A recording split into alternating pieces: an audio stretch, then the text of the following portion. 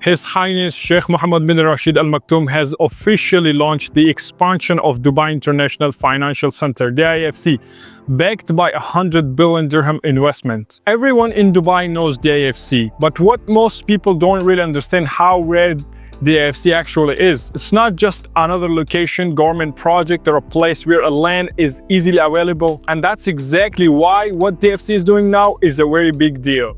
Because DIFC is expanding. And for the first time, there's a residential project in a brand new DIFC master plan with the prices that, in my opinion, haven't caught up with reality yet.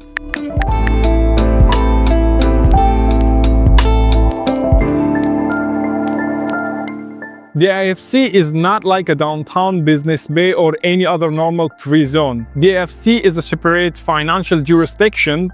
It has its own courts, its own legal system, and its rules are based under the English common law. That's the reason why global banks, hedge funds, law firms, and financial institutions choose the DIFC or any other location in the region. We are talking about names like Goldman Sachs, JP Morgan, HSBC, Citibank, and other major law firms, private equity firms, and hedge funds. This is where serious companies operate. This is where serious professionals work. That's why the DIFC isn't just important for Dubai, but it is important globally.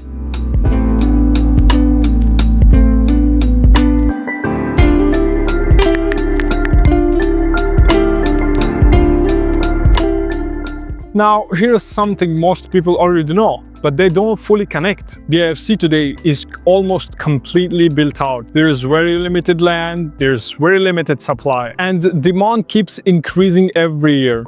And that's why prices in the DIFC have already moved up significantly. For example, a one-bedroom apartment in DIFC Heights is already trading above 4 million. And when you break that down, you're already looking at a price above 4,500 dirham per square foot in the current existing DIFC buildings.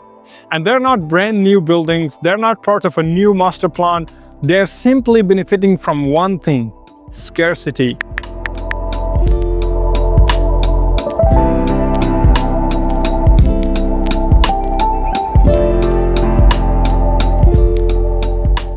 Now, this is the entire master plan of the Labil district expansion of the DIFC. What we can see here is that's the current DIFC. These are the Emirates Towers. This is the Jumeirah Emirates Towers, a new project.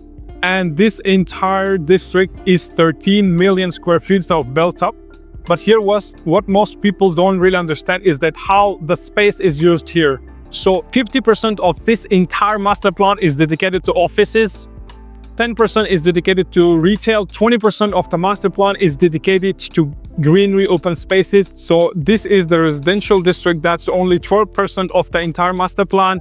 And this is the AI campus. So 18% of the entire master lane is dedicated to technology hubs, AI, innovation, and everything. And these are some of the office spaces here.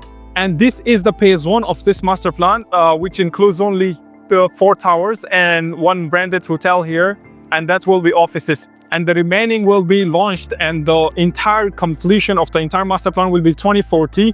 The phase A completion is 2030.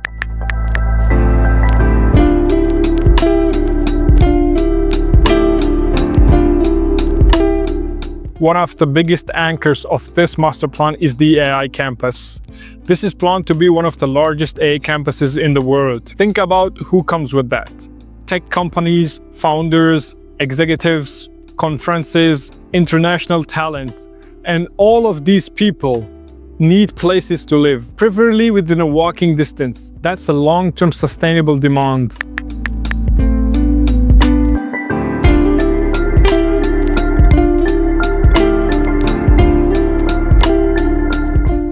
Another big difference with DIFC expansion is the lifestyle element. Over 20% of the entire master plan is green spaces, including 2 kilometers of inner circle, a jogging and cycling tract around the master plan, featuring greenery shaded pathways. Just to compare, Dubai downtown has around 10% greenery.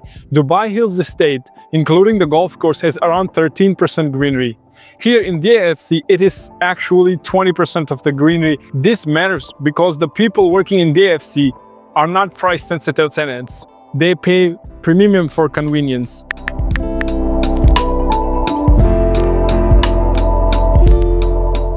The developer here is DIFC itself, a government authority, not a private developer buying land and maximizing units and returns. Not someone who's trying to squeeze returns quickly. The DIFC controls the land, they control the supply, the pace of the development, and that changes everything.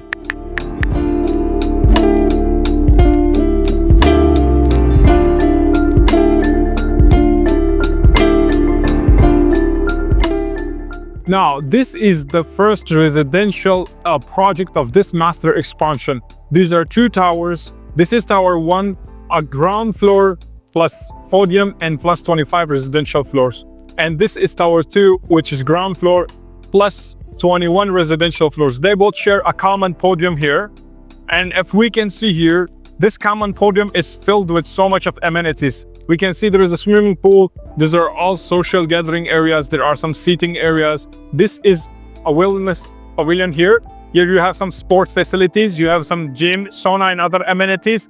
And here, that's the clubhouse where you have other social amenities and social co-working spaces and etc. And now here, this is the drop-off and the pickup area, which comes with a built-in water feature, a waterfall. The entire development consists only 463 units, and that's very, very rare in Dubai.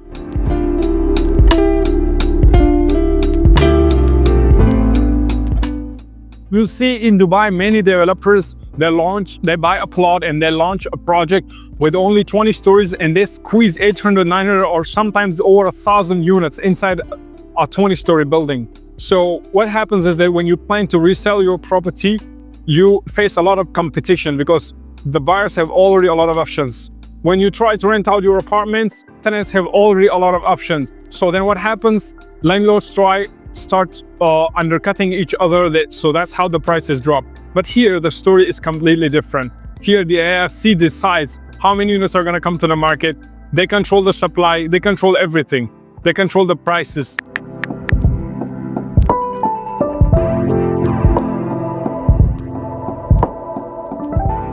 The apartments here are also not tiny units. 1-bedroom average around 900 square feet. 2-bedroom are above 1,400 square feet. There are also very limited number of 3-bedroom units and only 6 duplexes in total. That kind of scarcity inside DIFC is almost unheard of.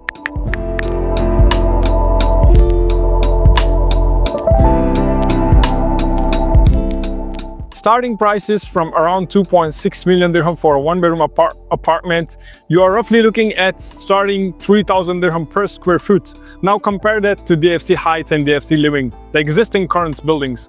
1-bedroom is already trading above 4 million dirham plus. That's 4,500 dirham per square foot. Older buildings, no new master plan, no AI campus next door. So logically the question is simple. How does a brand new DIFC residences inside a government-backed master plan trade at a much lower price per square foot?